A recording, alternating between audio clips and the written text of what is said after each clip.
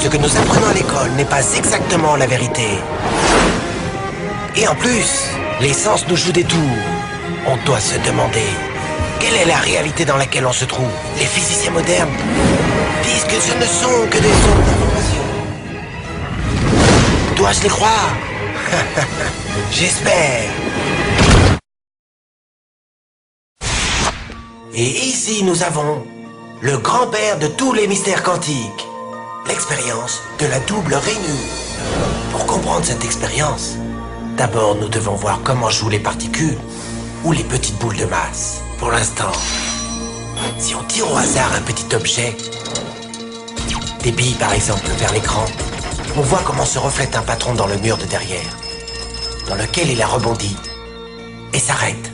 Là, si on ajoute une autre rainure, ce qui est logique est de voir une deuxième tranche sur la droite.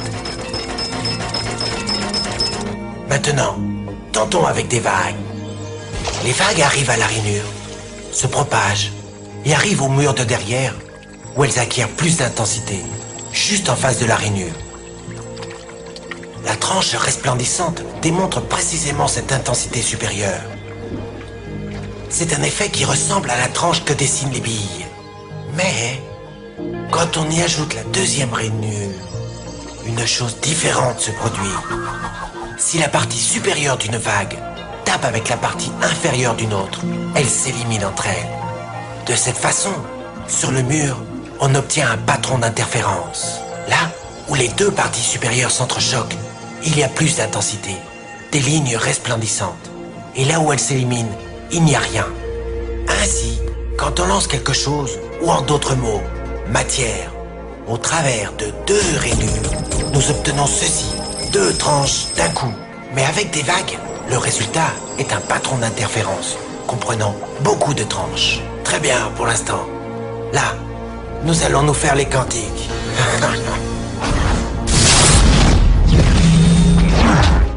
Un électron est un tout petit morceau de matière, comme une toute petite bille. Lançons une rafale au travers d'une rainure. Elle se comporte comme les billes, seulement une tranche. Si nous lançons ces tout petits bouts au travers des deux rainures, deux tranches devraient se dessiner comme c'est le cas des billes. Quoi? Un patron d'interférence? Nous avons lancé des électrons, des petits bouts de matière, mais on dirait un patron avec les vagues, et non pas comme avec les billes. Comment des bouts de matière peuvent-ils générer des patrons d'interférence, comme une vague? Cela n'a pas de sens. Mais les physiciens sont très intelligents. Ils ont pensé, peut-être les petites balles rebondissent les unes contre les autres et créent ce dessin. Donc, ils décidèrent de lancer les électrons un par un. Ainsi, ils ne pouvaient pas se porter préjudice les uns aux autres. Mais ils ont tenté le coup pendant 1 heure et ont vu le même patron d'interférence se créer. Nous ne pouvons pas ignorer la conclusion. Chaque électron part comme une particule, devient une onde de possibilité, passe par les deux rainures et interfère avec lui-même, jusqu'à ce qu'il tape le mur comme une particule. Mais mathématiquement, c'est encore plus curieux. Elle passe par les deux rainures et par aucune d'entre elles.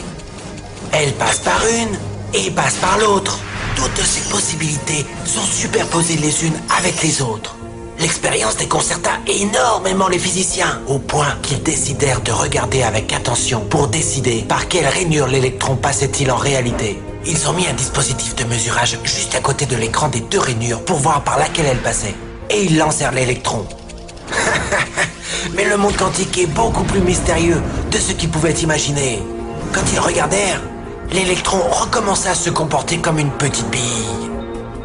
Il dessinait un patron de 2 tranches et non pas un patron d'interférence. La même action de mesurer ou observer par quelle rainure elle passait a fait qu'elle ne passe plus que par une et non pas par les deux. L'électron décida d'agir de façon différente, comme s'il était conscient qu'on l'observait. Et c'est à ce moment-là que les physiciens sont entrés pour toujours dans l'étrange sous-monde des événements quantiques. Qu'est-ce que la matière? Bille ou vague? et des vagues de quoi? Et qu'a à voir l'observateur avec tout cela? L'observateur a détruit la fonction de vague avec le simple regard. Deux objets, deux électrons créés en même temps, sont entrelacés. Envoie-en un à l'autre bout de l'univers. Et maintenant, fais quelque chose à l'un des deux. L'autre réagira à l'instant. À l'instant. Ou l'information voyage à une vitesse infinie. Ou, en réalité, elles sont toujours connectées. Elles sont entrelacées. Et comme tout était entrelacé lorsque s'est produit le Big Bang, la conclusion est que tout reste en contact.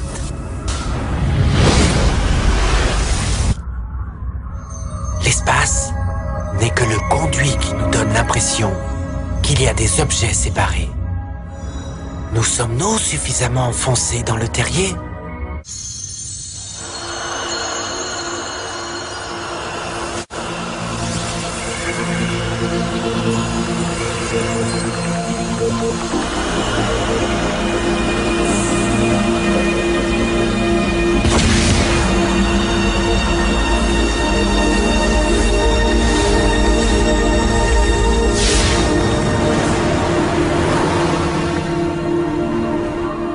Bienvenue à la planète plate. Un monde fait uniquement en deux dimensions. Exclusivement vers l'avant et vers l'arrière, à droite et à gauche. Dans ce monde, il n'y a pas de haut et bas. Je demande à Harry où est Toti, et il m'a dit qu'il était sorti. D'où sort cela? Mais qu'est-ce que ça peut bien être? Dans ce monde, les êtres bidimensionnels qui y vivent ne peuvent pas penser à des objets tridimensionnels. Les habitants bidimensionnels de la planète plate ne peuvent pas vraiment comprendre un cube, une sphère, un tétraèdre ou vous-même.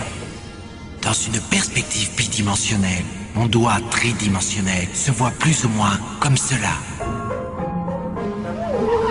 Mais dis donc, qu'est-ce que c'est que ça? Courez, courez!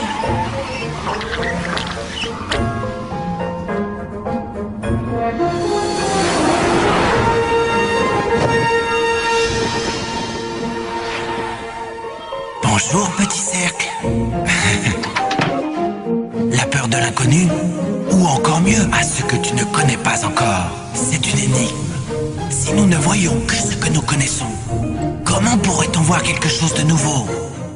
L'inconnu, comment arrivons-nous à sortir de notre boîte? Bonjour, petit cercle. N'aie pas peur. Qui a parlé? Où es-tu? C'est la partie la plus difficile à expliquer. Je suis dans une autre dimension, dans un autre espace. Je suis au-dessus de toi. Non! N'utilise jamais ce mot. Jamais!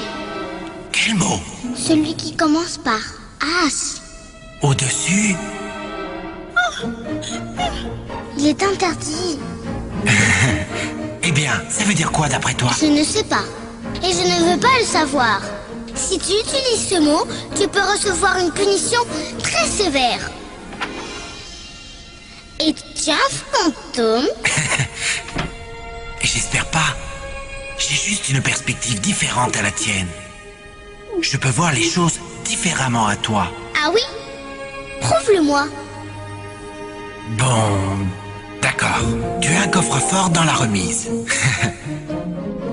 Dedans, il y a 12 pièces, un testament et un passeport. Comment tu sais ça? Qui es-tu? Es-tu un dieu? En fait, pas plus que toi. Regarde, comme je suis au-dessus de toi, dans la 3e dimension, je peux voir l'intérieur des choses de ton monde. Dans la 3e dimension? Tu es un fantôme cinglé. Il n'y a que 2 dimensions. Regarde. Et si je veux toucher la partie intérieure de ton estomac, comment dois-je faire? Tu devras me couper la peau, sinon c'est impossible.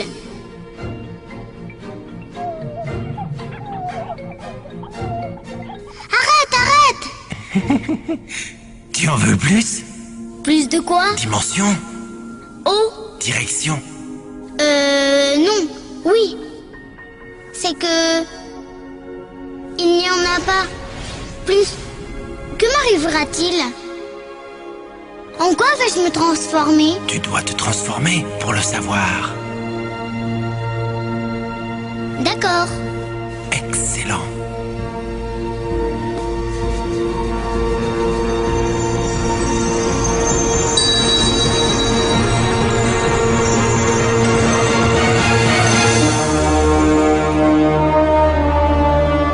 Je n'avais aucune idée.